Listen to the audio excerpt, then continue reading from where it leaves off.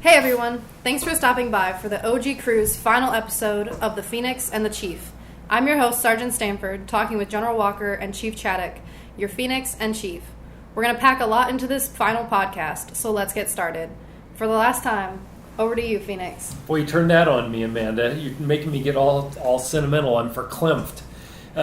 Hey, this morning I sat down here and I thought about just some of the things that we've accomplished since Chief and I arrived in the middle of December.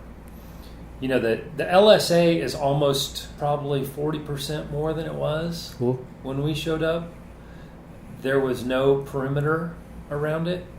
All these HESCOs and T-walls, and now they're putting in the fence. Opstown was just a mess. It was a soup sandwich. It was a soup sandwich out at Opstown. And, you know, now we don't spend any time really doing anything with Opstown. The gang over at Opstown runs Opstown. Absolutely. And they got 2 fighter squadrons over there running in Opstown. And we've had more than 2 fighter squadrons run through the base in the last couple of months. Yeah, that's right. Look at what we've done with the LSA ECP. What an emotional event that was. Think about food services. The elusive Wi-Fi. How about Wi-Fi? Wi-Fi has gotten better. And not only Wi-Fi, but our cell phones. Remember, your cell phones didn't work at all. Cell phone coverage here was terrible. Absolutely. Back in December. And actually, cell phone coverage here is pretty great now. Yeah. We still can't flush toilet paper. We're still working on that. You still can't flush baby wipes? Still can't flush baby wipes. We're still working on that. Some things are a tough nut to crack. We haven't paved everything yet. You're still trudging through the dust and the rocks. Kicking rocks and flip-flops to go shower. Yep. Just to get your feet dirty again when you come out. You know, and look at how we have managed our evolution into quarantine. You know, this morning we got 525 people in quarantine. All of this, and this is just tip of the iceberg. But in the name of brevity, you know, we've done all of this for establishing combat operations, projecting combat air power for CENTCOM and for the Department of Defense. You know, we did our first combat mission from PSAB in almost 17 years. We flew that on the 8th of January. And that seems like a long time ago, doesn't it? I mean, it was only 5 months ago. It seems like 5 years ago. But we've had Agile Combat Employment.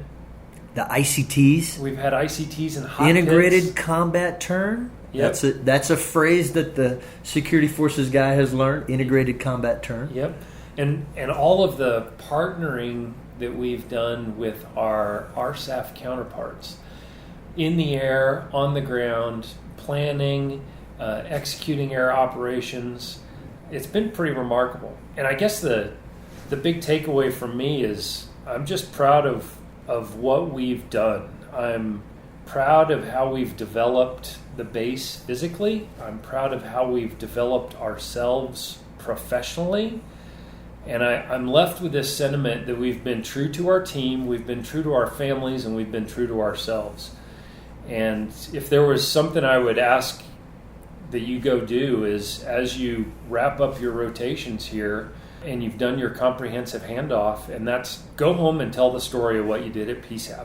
Absolutely. Everybody's got their own version of what PSAB was or potentially was not to them.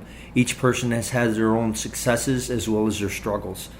I know for me, I echo the boss's sentiment on the things that we've accomplished. And as a first tour, as a command chief, I couldn't ask for a better wing commander, but I couldn't ask for a better support system for my fellow E9s, command sergeant majors, sergeant majors, and chiefs, as well as the entire enlisted force. I'm a better person for having known each of you. Thanks, Chief. So I think I'm gonna steal the mic now and go venture into quarantine land, into the DMZ tent. And then I'll sign back on with the new wing commander. So I'll be right back. Okay, so we're in the DMZ tent, and I'm here with Brigadier General Evan Pettus, a good friend of mine, who the two of us have known each other for going on 4 years now? Yeah, 4 years. So you were the Lakenheath wing commander when I was the Incirlik wing commander, and we were able to meet up over many MLRs and commanders conferences up in Ramstein together.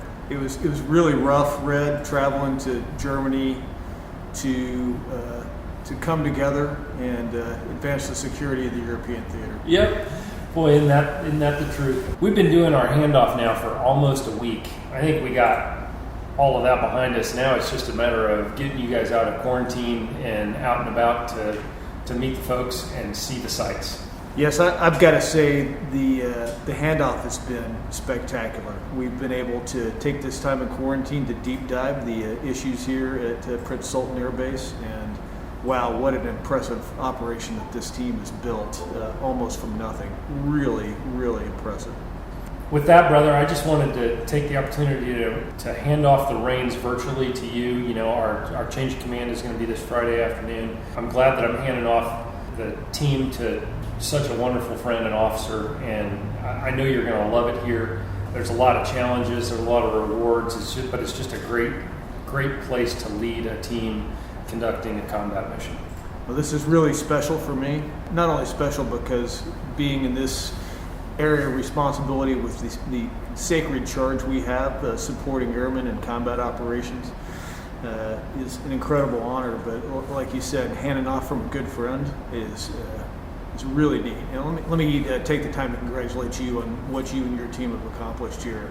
I am absolutely amazed and a little bit intimidated. You guys have really done some amazing things. I look forward to advancing the resiliency and combat capability of the base and moving that ball forward off of what you guys started. Thanks, brother. Hey, wish you and the team all the best, and we'll be keeping a close eye and cheering you on quietly from the other side of the world. Well, thanks, Red. You gave us a great run and start. Hey, welcome back, boss. What do you say we go over and visit those guys, the 44th Expeditionary Fighter Squadron, a.k.a. the Vampire Bats, specifically with the 44th Aircraft Maintenance Unit, Kadena Air Base in the Lambs that is chilling like a villain. Aircon, baby. Man, CE has cooled off that huge structure. We're going to go in there and talk to those guys. Want to go? Yeah, let's roll. Hop. Hey, good afternoon. We're out here at Lambs 2 now with Tech Sergeant Meek. So you're here deployed from Kadena Air Force Base. And you were there have been there for how long? About a year and a half now. And you've been working on Eagle Jets for how long? About 10 years now. 10 years Yes, you've been sir. working Eagle Jets. Yes, sir. Cool. So this is your baby. My baby, yep. And so after this assignment, you're going to graduate and start working on F-16s. Is that right? I hope not. All right. So we are here in Lambs 2 doing what with this F-15? Yes, sir. So we're the phase inspection section. Essentially every 400 hours, we rip this thing apart. We do in-depth inspections that the flight line's unable to perform just due to time. Generally, they take anywhere from 9 days down to 7 days. It all depends on what we find. Right. Essentially, this is where all the technicians come. We all assign them different areas. The technicians know this one area inside and out, so therefore they're not trying to keep track of the whole jet. Yep. So we have it 1 through 6, all different broken up between the jet. In every clipboard, they have their work cards they actually go through. Okay. And these are just a summarized version of them, just to kind of keep track of where they've been. The TOs in general have the more in-depth inspection of it. So once you flip that page, you'll get to the FOD looks before we send the area to QA. And what's FOD stand for? Foreign object damage, Okay. Anything, rocks, metal, anything that could possibly cause damage inside. Okay. So that's just for before we send it to QA. And so the first 4 days, we do an inspection of it. Generally, we won't fix them in those first 4 days. So we need to get our inspection done, get all parts on order if they are bad, and then come back and fix our minor discrepancies. Got it. So you tear it apart, you inspect everything, you figure out what you need to fix, and then you fix her, and then you put her back together, Yes, sir. and then you give it back to the guys on the flight line, Yes, sir. and then what do they do with it? They fly her. All right, so where are you going to show me on the airplane? It's up to you, sir. If you want to take a walk around, we can just... He's never seen an F-15 before. All right, so real jet. Got it. The only time I've ever seen an F-15 jet is when I have my Pipper on it. You know, I look at this, and this airplane is... This particular airplane is what, like 35 years old? Yes, sir. Older than me. Yeah. And you look at how complicated this is and the technology that's in it. It's a 35-year-old airplane, which means it's 45-year-old technology. And I just go, America, right? Yes, sir. The fact that it's still going, it means something. Yeah, that's really cool. Hey guys, just want to close this out by saying thanks for what you guys are doing out here. Without aircraft maintainers, pilots are nothing but dudes with cool glasses and leather jackets. So thanks for all the effort that you're putting into keeping these airplanes going. And without you guys, we can't do any combat air power projection. So thanks for all your effort there.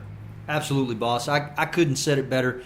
And since we've been here for about 7 months and we're wrapping this thing up, Brigadier General Walker, I'd like to thank you for giving me my first opportunity to be a command chief. I look forward to making you proud in the years to come.